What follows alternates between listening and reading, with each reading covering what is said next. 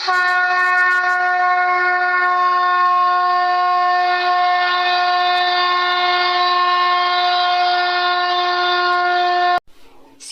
स्वामी समर्थ.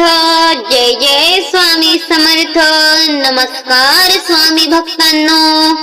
आज आहे मार्गशीर्ष महिन्यातील सर्वात मोठा सोमवार.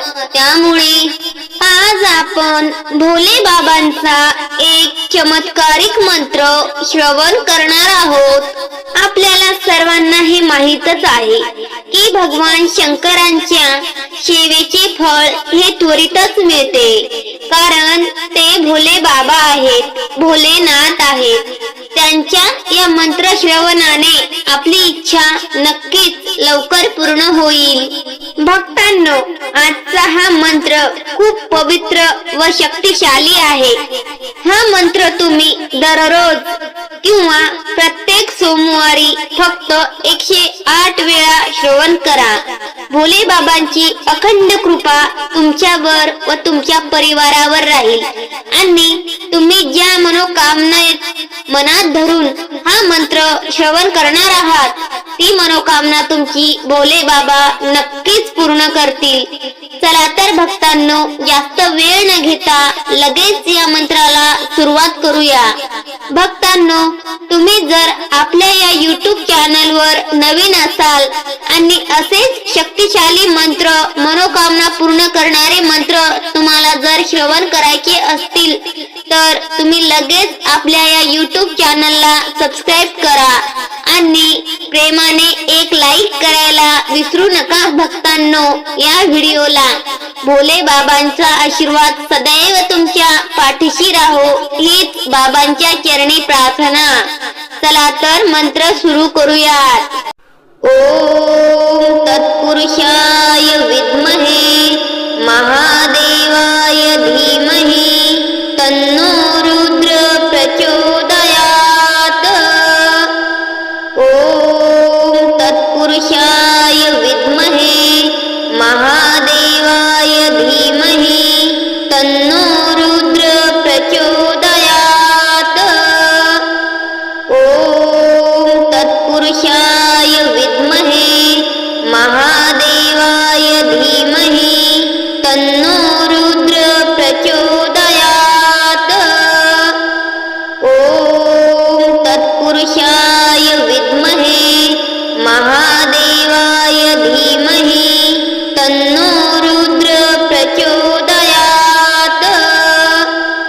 ओम तत्पुरुषाय विद्महे महादेवाय धीमहि तन्नो रुद्र प्रचोदयात्. ओम तत्पुरुषाय विद्महे महादेवाय धीमहि तन्नो रुद्र प्रचोदयात्. ओम तत्पुरुषाय विद्महे महादेवाय धीमहि तन्नो रुद्र प्रचोदयात्.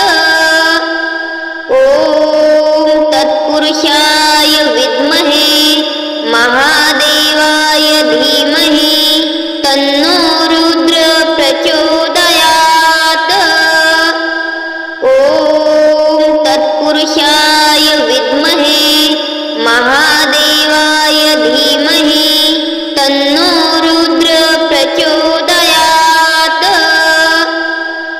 ओम तत्पुरुषाय विद्महे महादेवाय धीमहि तन्नो रुद्र प्रचोदयात्. ओम तत्पुरुषाय विद्महे महादेवाय धीमहि तन्नो रुद्र प्रचोदयात्.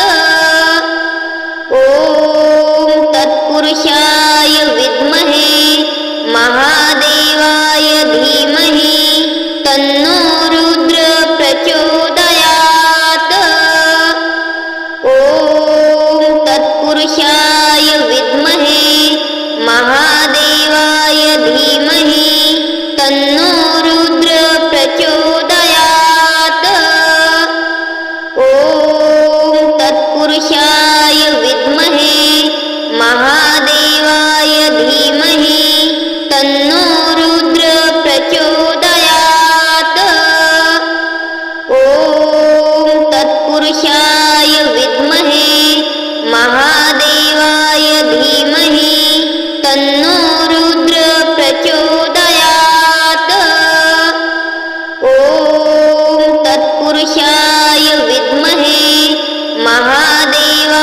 धीमहि तन्नो रुद्र प्रचोदयात्। ॐ तत्पुरुषाय विद्महे महादेवाय धीमहि तन्नो रुद्र प्रचोदयात्। ॐ तत्पुरुषाय विद्महे महादेवाय धीमहि तन्नो रुद्र प्रचोदयात्। ॐ तत्पुरुषाय विद्महे महादेवाय धीमहि तन्नो रुद्र प्रचोदयात्। ॐ तत्पुरुषाय विद्महे महादेवाय धीमहि तन्नो रुद्र प्रचोदयात्। ॐ तत्पुरुषाय विद्महे महादेवाय धीमहि तन्नो रुद्र प्रचोदयात्। ॐ तत्पुरुषाय विद्महे महादेवाय धीमहि तन्नो रुद्र प्रचोदयात्। ॐ तत्पुरुषाय विद्महे महादेवाय धीमहि तन्नो रुद्र प्रचोदयात्।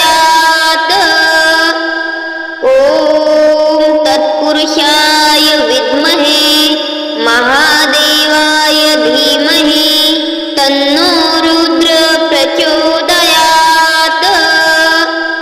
ॐ तत्पुरुषाय विद्महे महादेवाय धीमहि तन्नो रुद्र प्रचोदयात्। ॐ तत्पुरुषाय विद्महे महादेवाय धीमहि तन्नो रुद्र प्रचोदयात्।